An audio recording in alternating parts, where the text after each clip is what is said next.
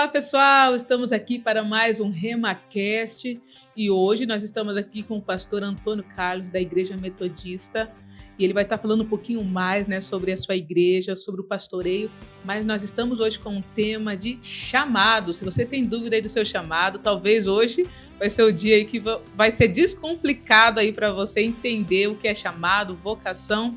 Então, desde já, quero agradecer, pastor Antônio, bem-vindo aqui ao nosso RemaCast, bem-vindo à família Remanescer. Olá, tudo bem? Boa tarde. Para mim é uma honra, estar aqui nesse momento e dizer que esse seria o primeiro de muitos, a gente desenvolver temas, para o crescimento espiritual de todos. E aquela pequena dúvida, que fica no coração de muitos irmãos, com relação ao chamado, com relação à vocação. E hoje nós estamos aqui. Então, para mim é uma honra imensa estar com você nesse dia tão precioso. Amém. Fala um pouquinho do senhor, um pouquinho também da pastora Lu, Quanto tempo que já está no ministério, quanto tempo que já está pastoreando. Pode falar um pouquinho antes da gente começar a nossa conversa aqui? Maravilha. Então, eu tive 2 anos de pastoreio em Sorriso, Até você ter uma força legal pra gente lá, teve uns momentos preciosos lá em Sorriso. Foi bênção. Foi bênção demais.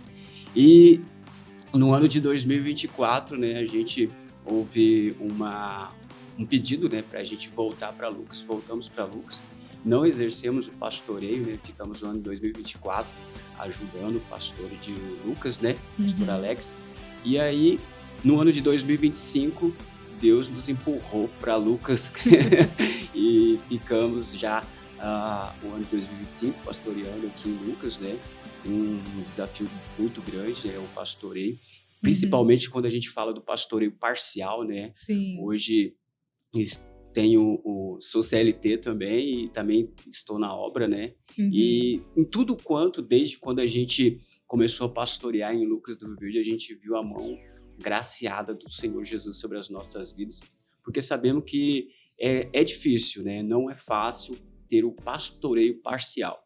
Sempre tem uma ovelha que precisa de você no momento que você está atuando em um outro ambiente e isso o coração queima, o coração fere, Às vezes você não poder responder imediato ali à ovelha, mas a gente viu a mão poderosa do Senhor e a gente conseguiu traçar o ano de 2025 com muito gozo no Senhor Jesus. E daí já para o ano de 2026 a gente já trouxe mais uma bagagem de aprendizado do ano de 2025 dentro do parcial, Então a gente já está alinhando e tendo metas, dentro desse movimento parcial para que a obra do Senhor continue, para que o movimento da igreja se continua, E até, no entanto, a gente teve um evento lá em Chapada dos Guimarães, E daí eu falei, igreja, vocês vão ter que desenvolver e estar movimentando o culto, Mesmo num pequeno número de pessoas, mas a igreja, ela entendeu que não é o pastor estar na igreja, Sim. E sim o Salmo 23, O Senhor é meu pastor, então de nada vos faltará. Então foi uma experiência boa para a igreja, E isso é de grande valia, Porque o tempo parcial, ele é desafiador. Sim. Não é fácil. Ele tem nos desafiado, Desafiado a mim, a minha esposa. Então, nós temos vindo graça de Deus. E ver assim que os pastores que trabalham hoje parcial na igreja e fora também para sustentar a sua casa, mas também de não pesar para a igreja, Exatamente, O desgaste é maior, só que quando o pastor tem essa consciência, eu creio que vai chegar um momento que Deus ele vai honrar, Amém. Levantando aí pessoas para manter a obra, para manter os pastores, em nome de Jesus. Exato, a gente tem orado muito, nesse sentido, a gente tem buscado muito o Senhor nessa provisão, Sempre tenho declarado sobre a vida da igreja uma visão financeira, uma estratégia financeira, para que a porta das igrejas, não só da igreja metodista, mas das outras denominações, continue de portas abertas, onde o perdido, onde o pecador pode entrar e encontrar Jesus. E uma pessoa que é fiel no pouco, assim que o Senhor colocar ela no montante, ela continuará sendo fiel. Com certeza. Eu sempre trago um lema para a igreja, O pouco com Deus é muito, e o muito com Deus é verdade. É extraordinário. Quando nós entendemos um princípio de honra no Senhor Jesus, de manter a obra do Senhor Jesus. E a pastora Lu está do seu lado sempre. Ela é meu braço direito, minha perna direita. Então, manda um abraço, um beijo aí para ela, né? Amém. Vai estar assistindo a gente depois. Legal. Lucete, meu amor, te amo. E juntos nós podemos fazer grandes coisas para a obra do Senhor Jesus. Sem você, eu não sou nada, né? Porque você todo tempo tem apoiado as minhas ideias doidas. Às vezes eu tenho umas ideias meio voado e ela tá lá apoiando, né? Às vezes ela também me arrasta um pouco para trás. Olha, não é assim, vai com devagar. Calma aí. Exato. Acredito que dentro do pastoreio, né, onde tem essa ideia, essa dinâmica, né, entre o pastor e a pastora, vice-versa, né, os cônjuges, né, fazendo a obra de Deus. Isso é legal, porque sempre vai ter um que vai ter uma ideia, opa, essa ideia dá pra gente prosseguir. Opa, faça um pouquinho mais, né, vamos dar um tempinho mais, né. Acredito eu que é assim também no relacionamento pastoral de vocês. Com certeza. Só que é o Ellison que é o pensador, o criativo. Mas é mais ou menos aí eu vou segurando um pouco. As mulheres parecem que já olham lá na frente, já falam, não, volta um pouquinho para trás. Sim, nós somos mais preocupantes, vamos dizer assim. Exato. Mas eu sou daquela de vamos junto. Amém. Vamos junto. Eu gosto muito do planejamento, né? É necessário. Do planejar, eu gosto muito disso. Não fazer nada sem planejamento para que não venha depois pesar, né? Porque a gente entende, como pastores, que se a igreja não tiver o recurso para bancar, quem paga? É o pastor. É o pastor. É o pastor, é a pastora, né? Tem que... E nós temos que ter mais fé do que todo mundo, né? Exato. Parece que nosso grão de mostarda já foi plantado, já semeado, e nesse sentido mesmo. É verdade, mas é muito bacana. Eu falo assim que Deus ele nos mostra todos os dias, né? A sua soberania sobre as nossas vidas. Mas bora lá então para a primeira pergunta aí, para a gente estar entendendo um pouquinho mais sobre chamado. Chamado, vocação, talento, propósito, baseado na Bíblia. Porque você é metodista, né? Precisamos, né? Exato. Trabalha com métodos aí, né? Explica um pouquinho sobre John Wesley. Como começou a igreja metodista? Então, John Wesley ele foi um reformador, né? Cristianismo ali. John Wesley ele pega algo extraordinário em Deus ali, ele começa... Só uma pergunta, ele começa depois de Martinho Lutero. Isso. Foi, né? Isso. Eu sou ruim de memória, gente, mas eu estudei isso lá no seminário. Mas acho que veio depois ali, né? Veio Martinho Lutero e depois aparece John Wesley aí, né? Também, querendo ou não, foi uma reforma ali também, né? Na questão do ensino e tal. Pode continuar. E a ideia de John Wesley nunca foi montar uma igreja, né? A ideia de John Wesley sempre foi levar o evangelho, né? Até, no entanto, John Wesley tem uma fala que me quebra por dentro, né? Uma fala assim de que o mundo é a minha paróquia, né? Ou seja, enquanto muitos querem o púlpito, querem o microfone, o John Wesley tinha uma ideia, o mundo é minha paróquia. Pregar ao ar livre, né? Até, no entanto, a igreja impedia ele de pregar já dentro dos prédios, né? Então ele já que a igreja está me intervindo nisso, o mundo é minha paróquia, né? E aí cria John Wesley alguns métodos, né, na sua caminhada, né? E aí surgem os burburinhos, né? Surgem os apelidos, né? Olha os métodos, né? Aqui, ali e tal. Porque tudo John Wesley ele fazia em métodos, né? E eu acredito hoje que nós precisamos ter métodos como metas, né? Para chegar a algum objetivo. E aí, após a morte de John Wesley, reúne as pessoas e fala, olha, a gente precisa fundamentar isso, né? E todo esse movimento para que a gente dê um norte naquilo que esse homem de Deus começou a fazer, né? E aí é onde surge a igreja metodista, para a honra e glória do Senhor Jesus, aí, com umas ideias que é doideira, né? Ganhar o mundo. Quantos anos já, assim, de só metodista? No Brasil tem mais de 150 anos da igreja metodista. Mais de 150 anos. E, incrível que pareça, às vezes a gente fala da igreja metodista aqui em Lucas e algumas pessoas não conhecem aonde é a igreja metodista, né? Aqui em Lucas já está há quanto tempo a igreja? Aqui em Lucas, se eu não me engano, vai para 14 anos. 14 ou 15 anos, uma coisa assim. Não, mas se for olhar, ainda é recente até, né? É, recente. A gente acabou de completar 10 anos, uma década aí. E eu falo assim, olho para trás e falo 10 anos, mas parece que é tão recente também 10 anos. É porque os dias também estão passando muito rápido, né? Se a gente olhar dentro da construção do prédio ali, tem essa faixa etária de idade, né? Porém, a Igreja Metodista, desde quando ela começou na casa, uma célula, né? E a maioria das igrejas parece que começa com uma célula, né? Sim, sempre.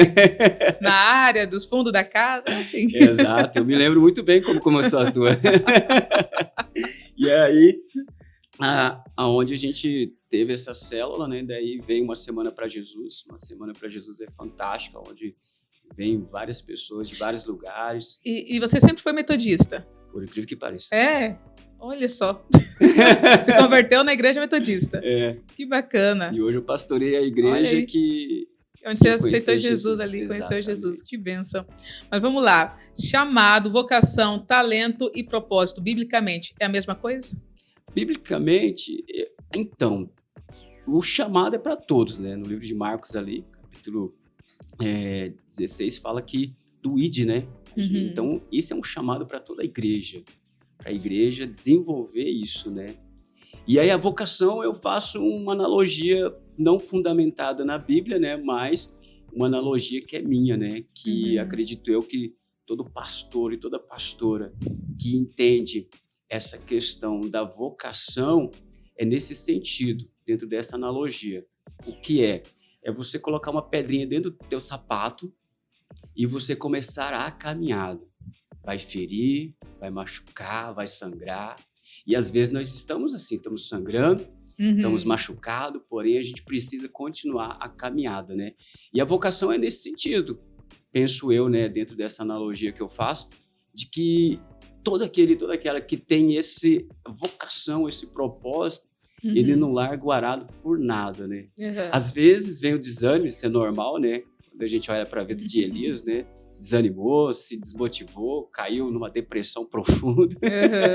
Acredito eu que é normal, somos seres humanos, somos de carne e osso, né? Mas a vocação é nesse sentido, né, pastora? Porque a gente entende aquilo que Jesus fez na nossa vida e nos vocacionou para aquilo, né? O chamado é para toda a igreja. Então você fala que é um interligando o outro, então. Com certeza, não há possibilidade, porque você quando você aceitou Jesus, você não sabia que era pastora. Não. Já não tinha esse queimar no teu coração, né? Já não tinha esse desejo por... Sempre foi missão, adoração, sempre para essa área. Exato. Porque quando a gente aceita Jesus, o que a gente quer fazer é o seguinte, é ajudar o pastor em tudo quanto ele quer fazer. E a missão vem do chamado, né? Exato. Porque o ID. É o ID. Começa com o ID depois. Eu me recordo muito bem, em 2008, quando eu aceitei Jesus, né? Eu me esforçava. Toda vez que eu ia pro mercado, eu me esforçava a olhar os nomes dos caixas, né? Para falar de Jesus para as pessoas. Falar o nome dela e falar de Jesus para elas, né? E esse chamado, a igreja... Parece que só entende no primeiro amor, ali no começo, né? Mas quando é toda aquela que já é vocacionada por algo, isso continua a queimar no coração dessa pessoa. Mesmo às vezes você querendo parar a caminhada, mesmo às vezes você recebe um não e te deixam lá 1 ano, 2 anos, parado sem você fazer nada. Às vezes você tentando buscar um espaço para fazer algo em Deus e as pessoas não deixam você fazer. E isso continua a queimar no teu coração. Isso é vocação, nós temos vocacionados para isso, né? E o ID de Jesus é comissional. Todo mundo, todo aquela que levantou a mão para aceitar Jesus, ele é comissionado a fazer algo em Cristo Jesus. Infelizmente, ele pode parar. Eu não quero mais. Mas aquele que é vocacionado é diferente. Quando ele pensa em parar, o Espírito Santo fala para ele, eu não te chamei para isso. É para você persistir, continuar. É verdade. E a pedrinha no teu sapato tá lá, machucando. Às vezes tá doendo. Mas você vai parar. Jesus não parou no meio da caminhada, né? Por causa do propósito eterno, né? Exatamente. Quando a gente olha pro propósito eterno, aí não tem como... Não existe. Parar, desistir ali, né? Falando em desistir, nesses 2 anos aí de pastoreio, já pensou em desistir? Então, no ano de 2024, essa paralisada, né, que a gente teve, né, do pastoreio de Sorriso para cá, muitas das vezes, muitas madrugadas. Teve uma vez eu fiz uma oração bem sincera com o Senhor no meu lugar secreto. Falei, Pai, se não foi isso que o Senhor me chamou, tirei isso do meu coração, porque... Você sempre quis isso ou você sempre entendeu que você tinha um chamado para o pastoreio? Então, algo interessante, né? Assim que eu me converti, me batizei, do nada saiu uma irmã lá e falou para minha esposa, teu esposo, ele vai ser pastor. Uhum.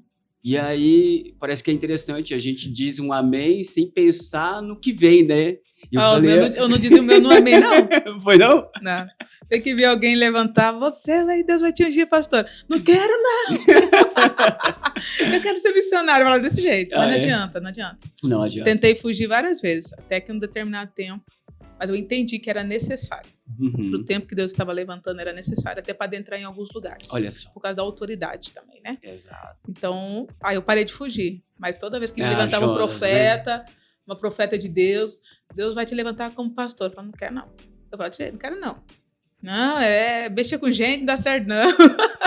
Esse que nem Jonas, né? E agora eu tô fugindo aqui do chamado. 10 anos pastoreando, 10 anos. Fugindo da vocação. Então, mas assim, essa fase que você viveu ali em Sorriso permitiu também um treinamento, né? Com certeza, foi uma experiência boa, né? Que a gente viveu, né? 2 anos ali.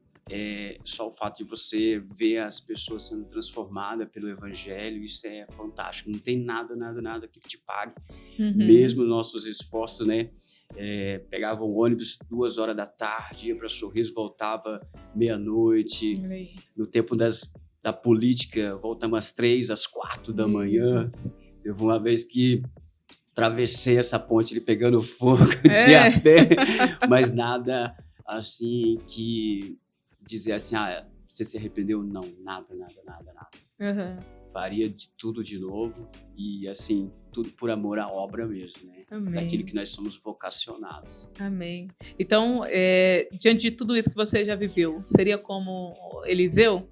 Você acha que tem que largar tudo e viver o chamado que Deus chamou ali? Não, agora eu abro mão de tudo e vou viver só para isso? Então, Eliseu, ele traz uma experiência muito boa para nós, como pastores, para aqueles que já entenderam o seu chamado em Cristo Jesus, de que não é largar tudo. Eliseu, ele queima, ele pega ali os bois, né, a carroça, ele queima, chama os seus amigos.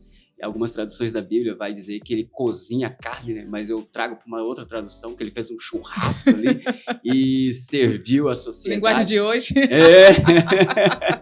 Serviu seus amigos. Então, dentro desse aprendizado, Eliseu está queimando os seus passados, está queimando as etapas do seu passado, porque o primeiro momento que muitos se asseguram no seu passado, o que acontece? Eles voltam atrás.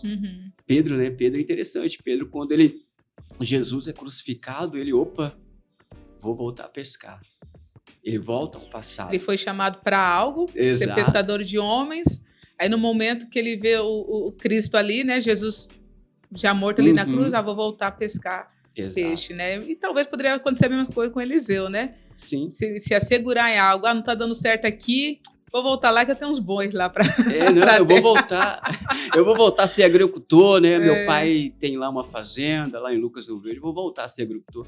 Mas ele queima tudo, né? E fala, olha, tô queimando minhas pontes para voltar ao passado, para viver o extraordinário em Deus, né? E como é interessante isso, né? Sobre a questão do chamado, é que muitas vezes as pessoas falam assim, você tem um chamado, principalmente para quem já está liderando uma comunidade, liderando uma igreja. Não, você tem um chamado, eu não tenho. Até porque hoje muitas pessoas não sabem nem qual é o propósito de vida, para que foi chamado. Às vezes estão dentro da igreja, mas não sabem por quê. Mesmo que você pregue, mesmo que você ensine, mesmo que você mostre ali na palavra, as pessoas têm aquela dúvida ainda, parece que não é para ela, né, aquela palavra, né? E a gente percebe que quando você olha ali para Eliseu, você vê um homem que estava arando a terra. Daí passa Elias, joga a capa sobre os seus ombros e fala assim, você sabe o que eu fiz com você, né? Você vai ser meu sucessor.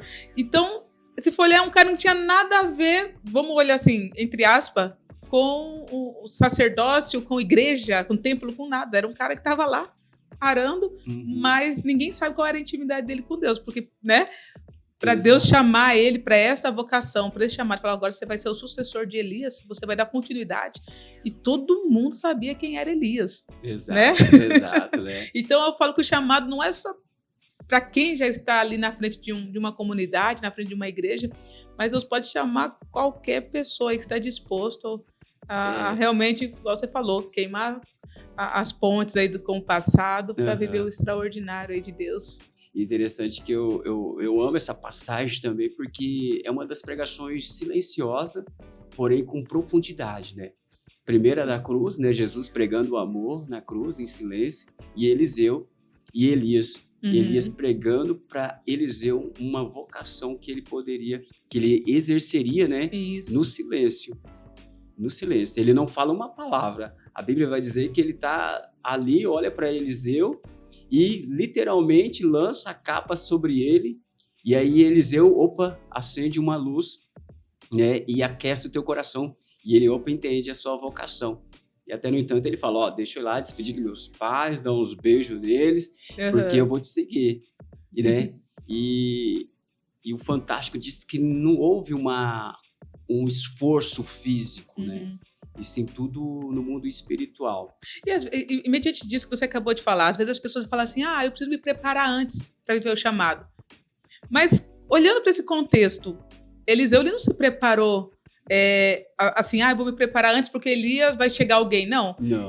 Quando Elias liberou sobre ele o que precisava, aí ele começou a andar com Elias, começando a se preparar, mas ele viveu a sua própria jornada com Deus, né?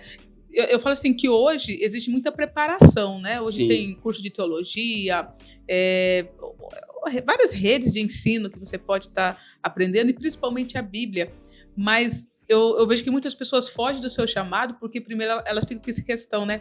Não, preciso me preparar. E parece que nunca está preparado. Na realidade, nós nunca vamos estar, né? Nunca vai estar.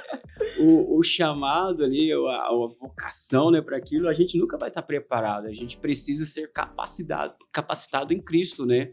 E às vezes Isso é mediante a palavra de Deus, não adianta, exato. Né? Aí ele vai revelando. E se a gente bater no peito e dizer que nós estamos preparados para isso, é a autossuficiência, nós não conseguimos exercer nada daquilo que Deus propôs. Já falhamos, já de cara. Já erramos muito, já. Porque o chamado em si, ali, a vocação em si, a gente entender de que a gente vai dar o primeiro passo, Jesus vai dar o segundo, e caminhamos uma milha, mais uma milha, e assim por diante, nós vamos caminhando milhas e mais milhas com o Senhor, né? E quando a gente olha para livro de 1 Reis, capítulo 19, ali, vê ali Elias e Eliseu fazendo algo extraordinário, vivendo o discipulado. Isso, que está faltando muito hoje em dia, né? Exato, né? Essa ideia da igreja, ela precisa, né, viver o discipulado para empurrar o outro para o chamado. Isso mesmo. Porque se a gente está próximo, a gente empurra, às vezes, a vaquinha, né, que aquele está lá, eu não consigo, eu estou ainda indeciso, né? E nós, como os pastores e pastoras, a gente tem um papel fundamental, né? Sempre ver aquilo que o outro não vê, né? A questão da perspectiva do chamado, da vocação daquele irmão, daquela irmã, que às vezes está guardadinho, está lá no fundinho lá, e ele está ainda segurando, né? E não está desenvolvendo aquilo que ele tem potencial para desenvolver em Deus. E é nesse sentido que eu vejo que líderes espirituais precisam, né, empurrar as pessoas para o seu chamado, para a sua vocação, sabendo que tudo tem um tempo, né? Tudo tem uma fase, né? Olhando o processo ali, exatamente, né? Porque Eliseu e Elias não soltou Eliseu já, né? Tá aqui a capa, pega e vai, né? Principalmente ele foi, caminhou vários dias ali, né?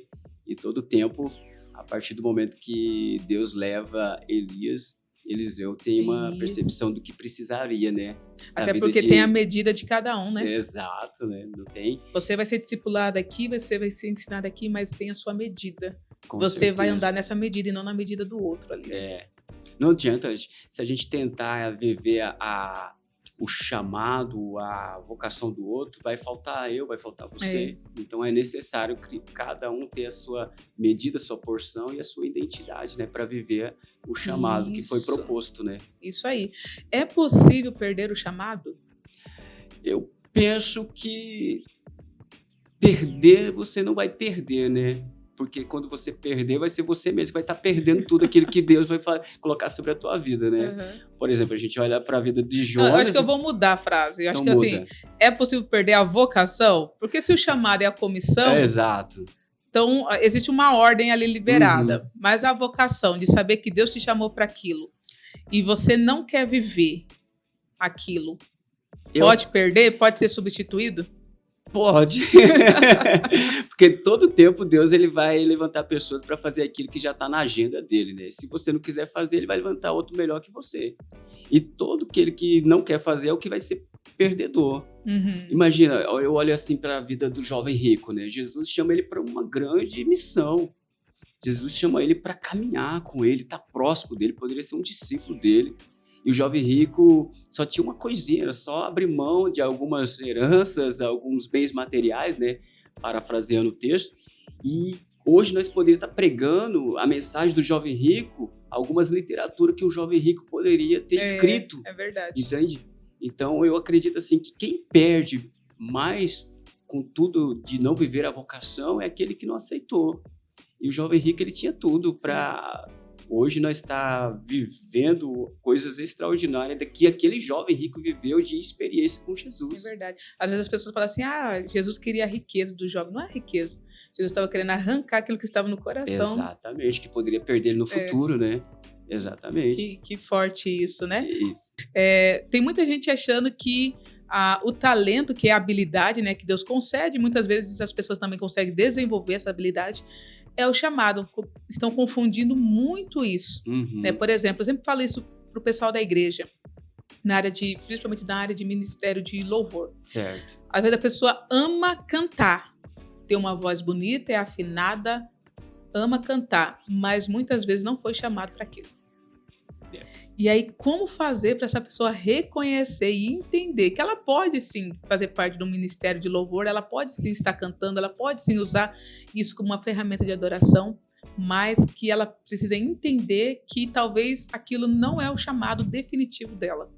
O que ela precisa fazer? Tem que orar muito, hein, filha? Então, a Igreja Metodista ela é formada por dons e ministérios, né? Podemos acrescentar como talento, né? Então, vem os dons, né? Vem os talentos ali, os ministérios formados, né? E são coisas que eu gosto de colocar para minha igreja, é o seguinte, por exemplo, quero te colocar como liderança nessa área aqui, né? Então, primeiramente, eu estou orando a Deus e segundo, você vai orar também para ter uma certeza no teu coração daquilo que Deus está colocando no meu coração. Então, acredito eu que são coisas que a pessoa ela precisa buscar no secreto, né? Mas você acha que a ferramenta ela pode auxiliar o verdadeiro chamado? Talvez seja isso? O talento, a habilidade, o dom que Deus ele te entrega é uma ferramenta para aquilo que ele quer realmente te usar? Sim, com certeza, né? Quando a gente veja o Saulo, né? Saulo, ele estudou aos pés de Gamaliel, né? Um mestre da lei. E aí Deus pega Saulo com toda aquela bagagem, né? Para ir aos outros lugares, né? Onde ele poliglota, né? Falando em outras línguas, né? Então, olha só o que Deus faz. Deus pega um cara com uma bagagem boa de talentos, não? Um intelecto legal e traz ele para o ministério. E envia Paulo. Então eu acredito sim que essas ferramentas podem desenvolver pessoas para a vocação, para o chamado, né? Interessante o que você falou, só para a gente complementar, a Bíblia fala que Paulo, depois que ele teve um encontro com Jesus, ele foi para a Arábia, né? E depois você pode estar lendo na sua casa em Gálatas, né, o livro de Gálatas, e a Bíblia fala que ele recebeu a revelação de Jesus e esses 3 anos, não conta tudo o que aconteceu ali, mas o que dá para entender, que os historiadores falam, é que ele passou 3 anos estudando, né, sobre Jesus, tendo revelação também de Jesus, para depois ele voltar para Jerusalém e dar continuidade ali ao seu ministério. Então, como é importante, né? Ele sabia toda essa parte, né, messiânica, né, que eles estavam esperando o Messias, tudo mais. Claro que estava esperando de uma forma diferente, né? Tinha essa questão de aprender as leis judaicas, tudo mais. Mas quando ele tem a revelação, ele entende também que precisava ainda passar por um processo para ter autoridade e propriedade na sua administração, né? Como é bacana isso daqui. Mas mediante ao chamado, pastor, tem muitas pessoas hoje vivendo o chamado como vocação ou como profissão. Eita! Infelizmente, existem alguns líderes espirituais, né, que estão fazendo da igreja comércio. Isso é preocupante, né? Preocupante porque Deus nos chama para ganhar almas, né? Infelizmente, existem muitos líderes aí que estão fazendo do CNPJ da igreja a sua empresa. Não vamos entrar em pontos, né, decisivos disso, né, mas sabemos que todos nós, né, vamos ter que prestar conta de tudo quanto fomos vocacionados a fazer. Ou fizemos com excelência ou fazemos por empresa, né? E isso vai ser pesado na balança, né? Isso é fato, né? E existem muitos, né? Que a gente veja, né? Dentro da rede social, como também até físico, né? Pessoas fazendo da igreja o seu CNPJ como empresa. E isso é preocupante, porque sabemos que nós fomos vocacionados não para isso, né? E hoje, Deus vai cobrar, né? Ele vai cobrar, e como vai cobrar, né? A gente sabe, né, o peso, né, da vocação, o peso de ser vocacionado por aquilo que Deus já comissionou nós fazermos, né? E todo o tempo, eu acredito que você já ouviu essa frase, né? Tipo, pastor e para pastora, o chicote mais pesado, né? A balança vai pesar mais, né? E acredito eu, todo aquele e toda aquela que quer realmente fazer o evangelho genuinamente, viver os propósitos de Deus, viver o chamado para a tua igreja, ele tem um peso na consciência de que realmente o que ele está fazendo, o que ele está exercendo, o que ele tem de percepção para aquela igreja, né? Qual é o sentido do evangelho? Então, esse que realmente o chamado, o aqueceu no coração dele desde quando ele aceitou Jesus e foi vocacionado no decorrer da caminhada, né? Que ninguém ele chega à igreja e já, opa, eu sou vocacionado para isso, o pastor me dá licença, aqui agora é eu. Não, a gente vai criando escadas e processos, né? Porque o processo ele também faz parte do chamado. É verdade. Infelizmente tem muita gente que não quer viver um chamado por causa do processo, né? Porque não aguenta o processo, e enquanto o processo está te preparando para algo maior, que é a vocação, né? É verdade. Mas aí, pastor, para a gente concluir, então, para os casados aí, né? Ah, meu marido ou minha esposa não aceita o meu chamado, não aceita a minha vocação. Posso largar? Posso divorciar? Nunca. Isso faz parte do processo. Posso substituir? Nunca. Isso faz parte do processo, né, de jejum e oração. E se o casamento estiver acabando? Larga o chamado para cuidar da família? Então, esses dias atrás eu vi isso numa rede social, né? Não é que estava acabando, né? Mas o pastor, ele abriu mão do chamado, falou para a igreja: tanto tempo a gente cuidou de vocês, agora eu vou cuidar da minha família. Eu acredito que isso é muito individual, sabe? Mas são coisas que o pastor e a pastora, eles precisam conciliar. É dificultoso? Por exemplo, igual eu acabei de falar, né? Eu sou em tempo parcial, eu preciso ter tempo para a empresa, eu preciso ter tempo para minha igreja, eu preciso ter tempo para mim e para minha esposa, eu preciso ter tempo de lazer para mim, eu preciso levar minha esposa para passear, e eu preciso fazer o discipulado com a minha igreja. Então, cada coisa em teu lugar para não ter uma difusão de memória lá na frente. Sim. Para que eu fui chamado se eu não estou dando conta nem de cuidar da minha própria casa? Eu sempre trago assim, primeiramente a família, né? Mas se a igreja a gente intitula como família, e aí, como é que fica? Então. É que uma família. Aí você fala, igreja, eu vou dar tempo para você porque eu vou dar tempo para minha família. E daí, como que fica a cabeça das ovelhas? Opa, até ontem eu era família, eu fazia parte da família, agora eu não faço mais, né? Mas são coisas que a gente precisa, como pastor e como pastora, conciliar. Tempo a cada coisa, né? Não podemos também abraçar todo mundo, o mundo todo, né? E esquecer da família, né? E dando um start aqui, eu lembro muito bem de quando eu aceitei Jesus. Olha só como o fogo queima no coração, né? E meu pastor, eu acredito que você lembra do pastor Frank, né? Lembro, ele estava no processo da faculdade. Lembro. E aí ele fez CTP, né? Ficava 15 dias lá em São Paulo e depois voltava cheio de bagagem para estudar. E aí ele me deixou à frente da igreja. E aí minha esposa tava ruim, tava com dor, tava doente, tava chorando de dor, né? E daí ele falou, você vai? Eu falei, eu vou, porque o pastor me deixou na frente, né? Gente do céu, e eu fui. ministrei a palavra, mas depois voltei com o coração quebrado. Falei, misericórdia, Jesus, o que eu fui fazer? Aí depois eu pedi perdão para ela. Porém, houve um start também. Ela entendeu, né, daquilo que foi falado lá no início de toda a caminhada, né? Então, assim, são coisas que nós precisamos dialogar muito, muito mesmo, né? Porque às vezes o esposo quer fazer, quer se aprofundar mais, às vezes a esposa não quer, e assim vice-versa, né? A esposa quer se aprofundar, o esposo não quer. Então, são coisas que tem que orar e ter muito diálogo em oração ali, jejum, consagração, separar jamais. Verdade. Mas vamos lá, dê uma palavra aí para alguém, né, que talvez vai nos assistir, que talvez está aí cansado ou paralisado na sua vocação. Dê uma palavra aí de motivação, aí uma palavra de Deus aí para essa pessoa se colocar novamente de pé e voltar a viver aquilo que Deus tem para ela, para ele. Ah, legal. Muito bom. A única possibilidade de eu te motivar é que você olha para a cruz e veja o que Jesus fez por você. Porque quando Jesus ele caminhou ali até Gólgota, em momento algum ele pensou de desistir de você, em momento algum ele desistiu da sua vocação, daquilo que ele foi vocacionado a fazer, né? Que é carregar a tua cruz, a minha cruz, e morrer por você. Então não deixe de maneira alguma as palavras negativas e as palavras ainda de ponto de interrogação intervir naquilo que é chamado sobre a tua vida, porque um dia queimou no teu coração. E hoje o altar é você que é responsável a colocar lenha, aquecer novamente.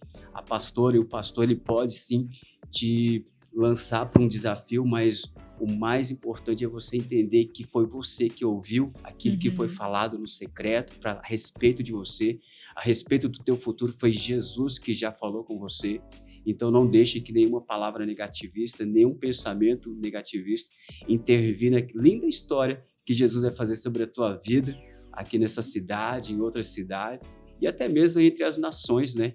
Então, pega essa chave, pega esse ponto de partida. Eu sempre digo que nunca tem um ponto no final da nossa história, e sim um ponto em vírgula, porque aquilo que Deus quer fazer, Ele nunca vai parar de fazer. Então, só cabe a mim e cabe a você estar disponível naquilo que Deus quer fazer sobre a tua vida. Então, que comece uma enciclopédia de leituras sobre a tua vida em nome de Jesus. Em nome de Jesus. Então, pastor, mais uma vez, muito obrigada por estar aqui com a gente, né, no RemaCast. A gente já se conhece já há muito tempo, né, antes mesmo de sermos pastores, né, de pastorear. E hoje nós estamos aqui tendo esse bate-papo aqui leve, livre e solto, né, remanescer juntamente com a Metodista. A gente não tem problema com esse negócio de placa, a gente sempre está junto, misturado, né, nas vigílias aí, nas comunhões. Então a gente não tem esse problema, não. Né? Não vai ser uma placa, vai ser chamada assim a igreja, né? A igreja metodista não vai, em momento algum, vai chamar a Universal, vai chamar Remanescer, vai chamar aí, a noiva, né? A igreja de Cristo, né?